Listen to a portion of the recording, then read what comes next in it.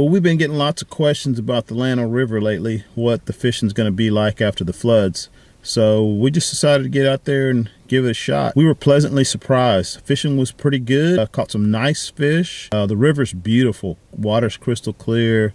It's a great float right now. So if you're thinking about getting out on the Llano, I would say now would be a good time.